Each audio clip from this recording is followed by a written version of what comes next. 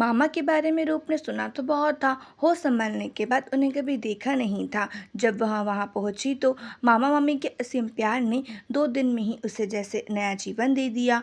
मामा तो बहुत देर तक उसके सर पर हाथ फेरते रहे और उनकी आंखों से आंसू बहते रहे। मामा को यूं रोते देख रूप भी बहुत फूट फूट कर रोई।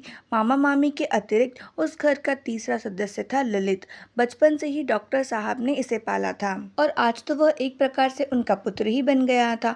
डॉक्टर साहब तो अपने काम में बड़े व्यस्त रहते थे, सो उन्होंने रूप की पढ़ाई लिखाई की व्यवस्था का सारा भार ललित पर डाल दिया। शुरू में रूप को ललित के सामने बड़ी झिझक लगती थी। लड़कों के साथ बात करने की उसे आदत जो ना थी, पर उस घर का वातावरण ही इतना उन्मुक्त, इतना स्वच्छ था कि अधिक दिनों तक संकोच और झिझक टिक नहीं सका। मैट्रिक की परीक्षा देकर भी रूप घर नहीं गई, सारी छुट्टियां वहीं बिता दी। आज उसका रिजल्ट निकलने वाला है। ललित रिजल्ट देखने के लिए गया हुआ है और उसे लग रहा है जैसे समय ही नहीं गुजर रहा है। पास तो वह जरूर हो जाएगी, डिवीजन भी अच्छा ही मिलेगा। फिर भी जब तक रिजल्ट ना आ जाए मन में खटका था। तभी दूर से ललित आता दिखाई दिया। वह दौड़कर फाटक पर पहुंची। ललित ने कहा, मैं कहता हूँ बोर्ड वाले 4th डिवीजन की भी व्यवस्था कर देते तो उनका क्या बिगड़ जाता। क्यों, क्या हुआ? रूप ने कुछ बूझे से स्वर में पूछा, पर उसे अपनी सफलता पर विश्वास ही नहीं हो रहा था। होगा क्या? फर्स्ट से लेकर 3rd डिवीजन तक की सारी लिस्ट टटोल मारी,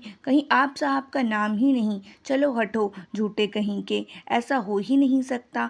नहीं साहब, ऐसा कैसे हो सकता है? रूप रानी तो पास होने का पट्टा लिखा कर लाई है खुद के घर से। देख रही हो चाची इनका मुगालता, खोपड़ी में गोबर भर और सपने देखेगी 1st डिवीजन के। आज की स्टोरी बस इतनी। अगर आपने पार्ट 1, 2 और 3 नहीं देखे तो पहले जाकर के वो देखिए, उसके बाद ये देखिएगा। अगर स्टोरी अच्छी लगे तो लाइक शेयर एंड सब्सक्राइब करना बिल्कुल मत भूलिएगा। मिलते हैं नेक्स्ट स्टोरी में, तब तक के लिए थैंक्स फॉर वॉचिंग।